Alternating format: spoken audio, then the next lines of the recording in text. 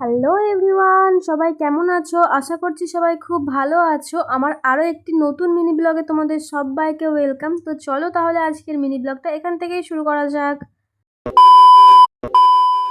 তো আজকে চলে যাচ্ছিলাম আমি আর আমার বান্ধবী পার্লারে। তো দেখো এই দাদাটা আমাদেরকে যে দিতে যাচ্ছিলো, দাদাটা হচ্ছে শ্বেতার বাড়ির পাশেই বাড়ি। তো প্রথমে দাদাটাকে আমরা বলেছিলাম যে আমাদেরকে বইচি অবধি দিয়ে আসতে। তারপর আমি আর শ্বেতা ঠিক করলাম যে বইচি অবধি কেন যাব, আর কিছু টাকা দিয়ে দিলাম, আমাদের তো দেবীপুরেই দিয়ে আসবে।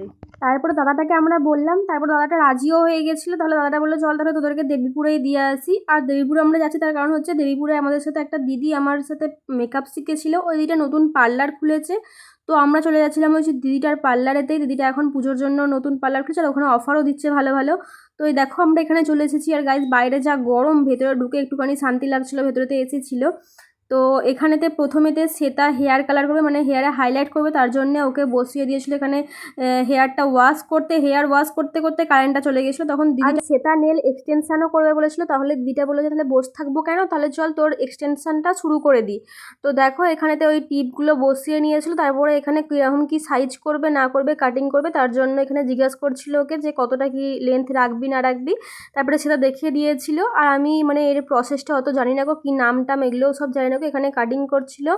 তারপরে দেখো কাটিং করার পরে দেখো এখানে ফাইল করে নিচ্ছিল নেলসটাকে। তারপরে ফাইল করার পর আরও কী কী সব করেছিল সেগুলো আর কোনো ক্লিপ নিয়ে নিকো।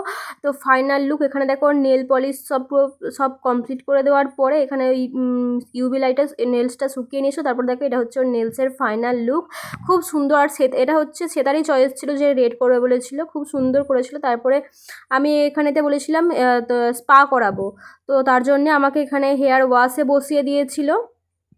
আর এই ভিডিওর ক্লিপটা একটা ওই পার্লারেরই একটা দিদি নিয়ে দিয়েছিল। তারপরে দেখো এখানে আমার স্পা করাতে বসে গিয়েছিলো। এখানে আমার পুরো সেকশন করে প্রত্যেকটা ইয়েতে চুলেতে ক্রিমটা লাগিয়ে অ্যাপ্লাই করে দিয়েছিল। তারপরে এই যে যখন আমার মাসাজটা করতে লাগলো, এই যে আমি চোখটা বুঝলাম, তারপরে কিছুক্ষণ পরে আমি ভিডিও বন্ধ করেছি, যে আমি আর ভিডিও ক্লিপ নিতে ভুলে গেছি।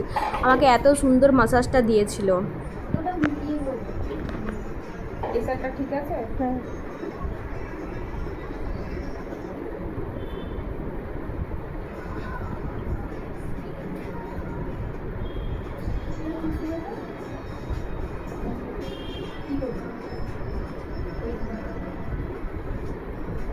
আর আমাদের পার্লার থেকে বেরোতে বেরোতে বেজে গেছিলো 7:30, অনেকটাই রাত হয়ে গেছিলো। আর দেখো এটা হচ্ছে আমাদের বইচিতে তৃতীয়ার দিন, কি সুন্দর লাইটিং করে দিয়েছিল। দেখো আমরা টোটো করে এখানে বাড়ি ফিরে যাচ্ছিলাম।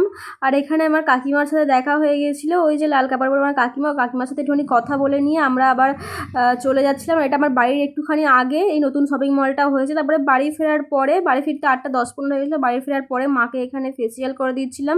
ফার্স্টে আইব্রো করে দিয়েছিলাম মাকে, তারপরে এই যে ফেসিয়াল করে মাকে প্যাক লাগিয়ে দিয়েছিলাম। তারপরে মায়ের হয়ে যাওয়ার পরে মা আমায় বলেছিল যে আমিও তাহলে তোকে করে দেবো ফেসিয়ালটা। আমি পার্লারে ফেসিয়াল করিনি কো, আমি পার্লারে ফেসিয়াল খুব কম করি, বাড়িতেই করি, মাঝে মাঝে পার্লারে করি, তো বাড়িতে আমি বেশি করি। তারপরে মা দেখো এখানে মায়ের কমপ্লিট হয়ে যাওয়ার পরে তারপরে মা আমাকে এখানে কমপ্লিট করে দিয়ে পুরো দেখো প্যাক লাগিয়ে দিয়েছিল। তারপরে মা ওদিকে বসে বসে ফোনেতে সিরিয়াল দেখছিল আর বালিশের ওয়ার পড়াচ্ছিল।